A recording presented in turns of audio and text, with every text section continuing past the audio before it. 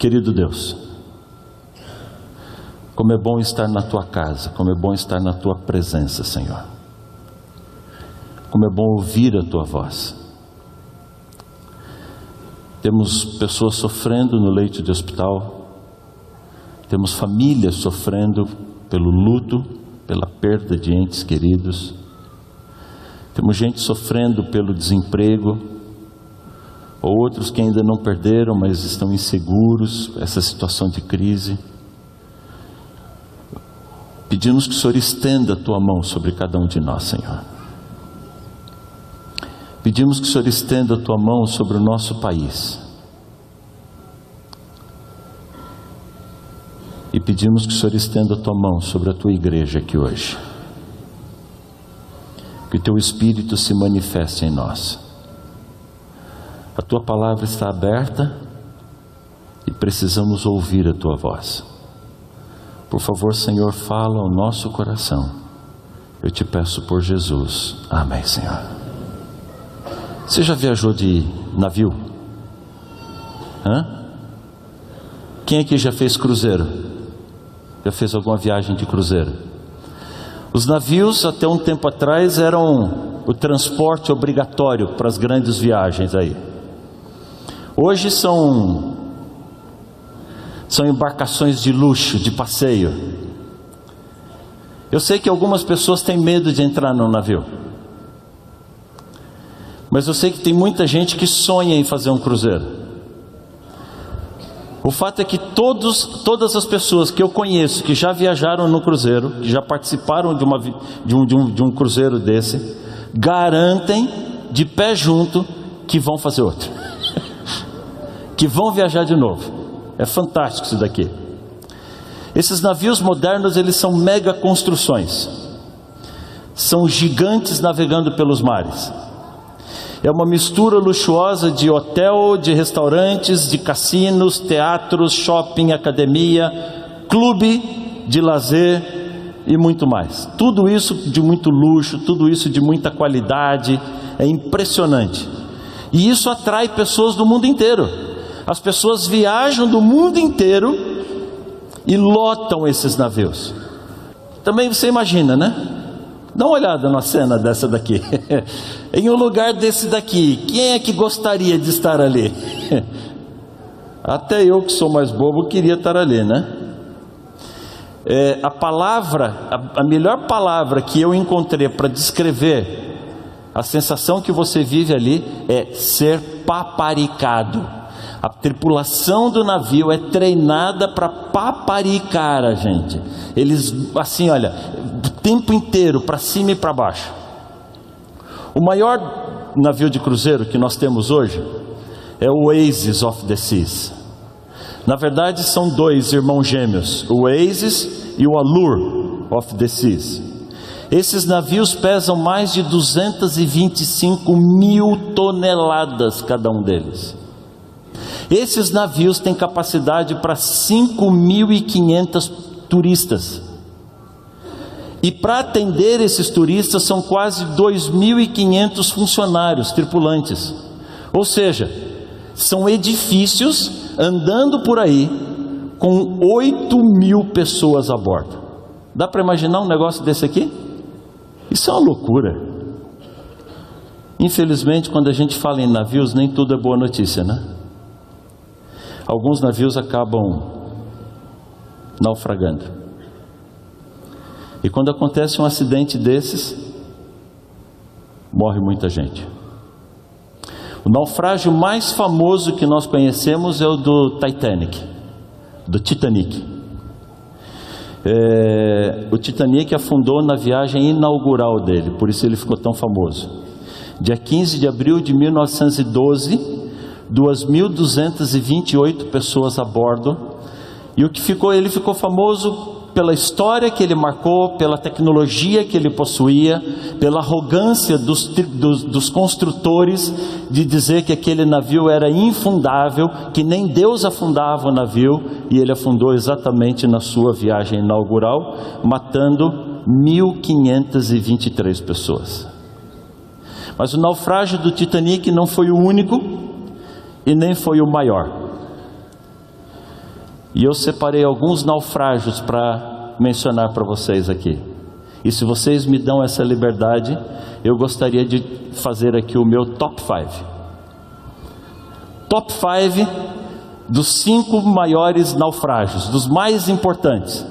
Essa lista é minha, você vai encontrar um monte por aí pela internet, geralmente elas são maiores, mas eu fiz o meu top 5, tá bom? Vocês me respeitem, por favor. Em quinto lugar, está o brasileiríssimo, eu coloquei o brasileiríssimo Batomushi. Essa garotada mais nova nunca ouviu falar no Batomushi, mas a gente que já tem um pouquinho mais de quilometragem, né? Lembra bem da história do Batomushi. O Batomushi, ele entrou na lista não por ser um grande naufrágio. Ele até assim não teve proporções tão trágicas assim, mas ele marcou muito a nós brasileiros. Em quarto lugar do top 5, eu separei um navio chamado MS Estônia, que naufragou em 1994. Esse, na verdade, era um ferry boat que fazia a travessia da Estônia para a Suécia, para Estocolmo, na Suécia. As águas estavam agitadas e de repente os passageiros começaram a ouvir barulho de metal estalando e o navio afundou. 852 pessoas morreram nesse acidente. Em terceiro lugar, Lejula. Foi um acidente que aconteceu em 2002. Esse navio pertencia ao governo do Senegal. E ele estava fazendo a travessia da cidade de Ziguinchor, não sei como é que fala esse nome aqui, indo para a capital, para Dakar. O navio tinha capacidade para 580 passageiros e tinha quase 2.000. 1.927 pessoas a bordo. No meio do caminho houve uma chuva forte e dizem que um dos motores fez barulho, as pessoas se apavoraram e correram todos para o outro lado do navio. O excesso de passageiros fez o navio emborcar e naufragou, e ele é conhecido como o segundo maior acidente marinho de navios civis, de navios não militares. 1.863 pessoas faleceram nesse acidente. Em segundo lugar, um acidente que aconteceu em 1987 nas Filipinas, navio Dona Paz. Esse navio bateu contra um cargueiro que estava carregando 8.800 barris de petróleo e de gasolina. O cargueiro carregado de petróleo explodiu. O fogo passou pro Dona Paz.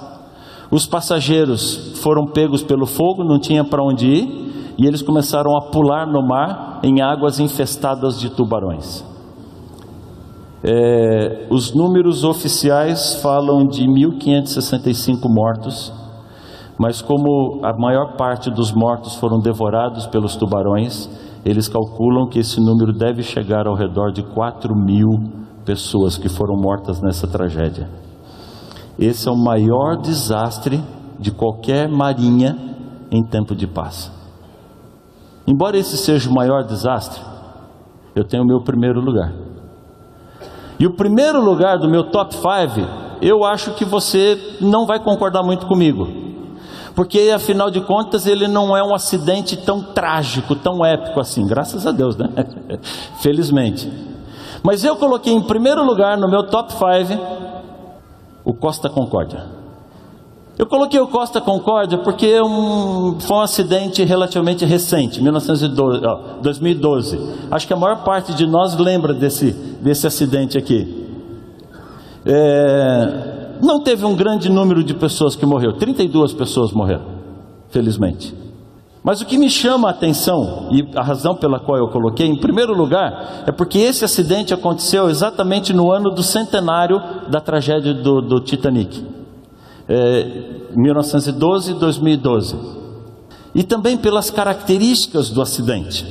Para quem não lembra, O Costa Concórdia era um navio de turismo, um navio de cruzeiro, levava cerca de 4.200 pessoas a bordo, e estava tudo bem com o navio estava ótimo, não teve nenhum problema com o navio. As águas por onde ele navegava também não tinham problema, eram águas calmas, tranquilas. O que aconteceu foi que, na noite do jantar com o capitão do navio bebeu um pouco mais do que devia. E naquela noite ele conheceu uma das passageiras, e ele começou a se engraçar com a passageira. E depois de um monte de gracinhas, levou a menina para a cabine de comando. E trouxe o navio perto demais da costa ali da ilha de Giglio. E de repente o navio bateu contra algumas pedras e emborcou. Um acidente totalmente desnecessário, e que mais chamou a atenção por causa da atitude do capitão Francesco Schettino. Ao contrário do que manda todas as regras, todas as normas, todos os livros, o capitão do navio foi o primeiro a abandonar o navio. Mas o capitão da guarda costeira berrava para o capitão: volta para o navio, você é o capitão do navio, você fez isso, você tem que cuidar dos passageiros. E ele estava alterado demais para fazer isso daqui. O que me chama a atenção aqui é que o Costa Concórdia é um navio de luxo, como qualquer outro navio de luxo, que alguns de nós já embarcou ou pretende embarcar. Não havia nada de errado com a embarcação, não havia nada de errado com o roteiro. Mas quem é que podia imaginar que o capitão ia beber demais? Quem é que podia imaginar que, alterado pela bebida, o capitão ia se dar ao luxo de fazer gracinhas com passageira? Aliás, quem é que se preocupa em saber quem é o capitão do navio antes de embarcar nele? Nós não escolhemos o capitão do navio, escolhemos empresas, mas colocamos nossa vida nas mãos de pessoas. Felizmente para nós, copilotos que decidem se suicidar e matar toda a tripulação, todo mundo do avião junto com ele, não é regra, é exceção. A grande maioria das viagens que fazemos ou que ouvimos falar, não tem nenhum problema. São pessoas altamente treinadas, são pessoas muito dedicadas. Mas esses acidentes, eles nos lembram o perigo que nós corremos de colocar o comando da nossa vida nas mãos de pessoas erradas. A companhia confiou milhões de dólares daquele navio. A companhia confiou mais de 4.000 vidas nas mãos de um capitão que não era digno dessa confiança. Todos os dias eu e você entregamos nossa vida na mão de alguém. Quem controla você? Quem controla a sua vida? Quem pilota o seu coração? Quem comanda as decisões que você toma? Quem orienta as suas escolhas? A vida é uma jornada. E pela jornada da vida, dessa viagem que fazemos na vida, nós precisamos planejar a viagem e fazer algumas escolhas. Quando vamos viajar, a primeira coisa que nós escolhemos é o destino.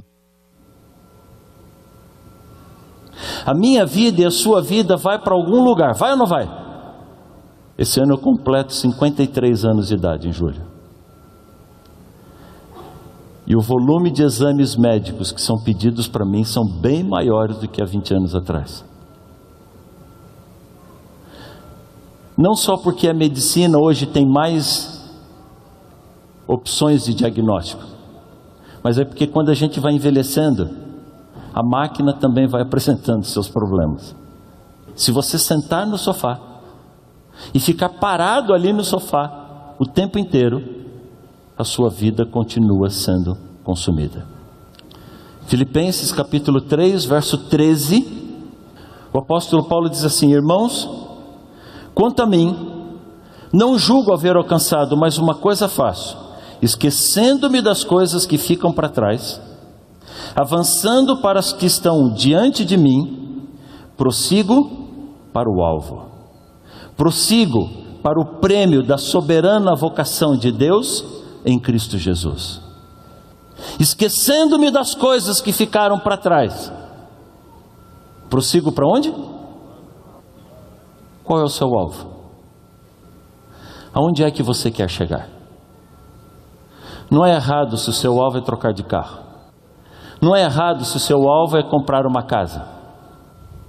Não é errado se o seu alvo é trocar o seu smartphone. Mas esse não pode ser o seu destino. Existem metas pequenas. E essas metas pequenas só podem ser úteis se elas me ajudam, ou se pelo menos elas não me atrapalham a alcançar o alvo. Paulo diz que o alvo dele é a santa vocação. O alvo dele é a plena comunhão. Paulo fala de uma coroa de vida eterna. Qual é o seu alvo? Aonde você quer chegar na sua vida? Será que tudo que Deus te deu, a única coisa que você consegue pensar é ficar sentado no sofá o dia inteiro, assistindo televisão? Não é errado sentar no sofá e assistir televisão, mas não passar a vida inteira ali. Então a primeira coisa que eu entendo que eu preciso na vida, eu preciso ter um alvo. A vida é uma jornada, eu vou para algum lugar. Por favor, eu vou dar uns segundos para você escolher o seu destino hoje. Eu já tenho o meu escolhido. Para mim não serve nada menos do que a vida eterna. Para mim não serve nada menos do que as mansões celestiais. Mas eu não sei você. Tomou sua decisão? Agora que você escolheu um destino, nós precisamos escolher caminhos. Sim ou não? Como é que eu vou chegar a um destino se eu não tenho caminho? Eu tenho que traçar uma rota. Por favor, abra a Bíblia em Provérbios capítulo 16, verso 17. O caminho dos retos é? O que guarda o seu caminho preserva a sua alma. Qual é o seu caminho? Salmo 119, verso 105. Lâmpada para os meus pés é a tua palavra. Amigo, sem a palavra de Deus, a gente vive no escuro. Como que eu vou escolher caminho se eu estou no escuro? E agora a palavra de Deus me diz assim: o teu caminho deve ser se desviar do mal. Mas se você ainda não entendeu tudo que envolve o seu caminho, eu tenho mais uma dica para dar para você. Lá em João capítulo 14, depois que Jesus disse: não se turbe o vosso coração, crede em Deus, crede também em mim. Lembra daquele texto? Jesus chamou a mim e a você para ir para a casa dele. Jesus chamou a mim e a você para ter como alvo, para ter como destino as mansões celestiais. Você já escolheu o seu destino? Escolheu o seu destino? Sim ou não? Posso dar uma sugestão para você? Se você já escolheu o destino, se você tem um caminho para onde você quer ir, chame algumas pessoas para irem com você. Convide amigos, convide pessoas. Mas a palavra do Senhor, a lâmpada para os pés, também nos orienta sobre os companheiros de jornada. Salmo capítulo 1. Feliz o homem que não anda no conselho dos ímpios, que não se detém no caminho dos pecadores e nem se assenta onde? Na roda dos escarnecedores. Opa! Em primeiro lugar, a Bíblia não diz com quem eu devo andar, mas ela já deixa bem claro com quem eu não devo andar. Com quem é que eu não vou me associar em qualquer tipo de situação da vida. Quer para compartilhar a viagem, quer para compartilhar a vida, um negócio. Feliz aquele que não anda no conselho dos ímpios, que não se detém no caminho dos pecadores e nem se assenta na roda dos escarnecedores. Então, se eu já sei com que tipo de pessoa eu não vou me associar, eu preciso entender com que tipo de pessoa eu devo me associar. Daniel capítulo 1, por favor. Daniel capítulo 1. Daniel capítulo 1 fala da chegada de Daniel na Babilônia. Filhos do Senhor que foram deportados para uma nação pagã que não conhecia e não adorava a Deus. Por favor, muito cuidado, nós não devemos oferecer repulsa às pessoas. Pelo contrário, amar, oferecer amor. Mas nós somos sal. Não vamos ser manchados, vamos salgar, vamos iluminar. Temos uma missão. Jesus nunca disse assim, por favor, Senhor, não me deixe chegar perto de nenhum ímpio. Ele disse, não peço que me tires do mundo, mas que me livres do mal. Entendeu a diferença? Agora, quem são os companheiros, os parceiros, aqueles com quem eu me associo? No verso 6 diz assim, entre os filhos de Israel se achavam os filhos de Judá, Daniel, Ananias, Misael e Azarias. Todo esse capítulo fala sobre os 4, sobre a maneira como os 4 se portaram, diferente dos outros israelitas que foram levados junto com eles. No verso 17, a Bíblia diz que estes 4 jovens, a eles, Deus deu conhecimento, inteligência, cultura e sabedoria. E no verso 8, a Bíblia diz assim, olha, resolveu Daniel não se contaminar. Mas se Daniel estava sempre com os amigos, eu posso acreditar, eu creio, que não só Daniel tomou essa decisão. Vocês creem nisso? A gente quase que poderia dizer assim, Daniel e seus amigos decidiram firmemente não se contaminar. Porque eu posso fazer as coisas sozinho, mas se eu tiver pessoas que caminham junto comigo, que me apoiam na jornada, a vida fica melhor. Fica ou não fica? Então a Bíblia diz a algumas pessoas que você não deve escolher como companheiros de viagem, de jornada. Mas a Bíblia também dá algumas dicas de como escolher bons amigos, bons parceiros, gente que compartilhe com você a mesma fé, das mesmas lutas, das mesmas batalhas. Já conseguiu pensar em alguns que você quer convidar para essa jornada? Então vamos lá. Algumas escolhas que já fizemos hoje. Primeiro, escolhemos um destino, sim ou não? Você escolheu o seu destino? Quem escolheu o seu destino aqui? Deixa eu ver. Aleluia. Escolhemos o caminho, sim ou não? Escolheu o caminho? Agora escolha amigos de jornada. Está escolhendo alguns amigos aí? Outro dia um rapaz chegou para mim e disse assim, pastor, eu queria convidar o senhor para fazer meu casamento. Eu falei, com quem que você vai casar? Eu vou casar com a fulana, mas ela não sabe disso ainda. Eu vou pedir ele em namoro essa semana. Mas sabe o que é legal? 1 ano depois eu estava fazendo o casamento dos dois. Ou seja, tem gente que vai para o céu com você que ele ainda não sabe disso. Então talvez hoje seja um dia de você dizer assim, pastor, ore pelo fulano que ele vai para o céu comigo. Ele ainda não sabe disso, mas ele vai para o céu comigo. Escolhemos o destino, escolhemos o caminho, escolhemos os companheiros de viagem. Agora falta escolher o capitão do navio. Agora falta escolher o comandante do avião, o motorista do ônibus, o chefe da embarcação. Quem vai comandar a sua viagem? Por favor, abra sua Bíblia no livro de Josué.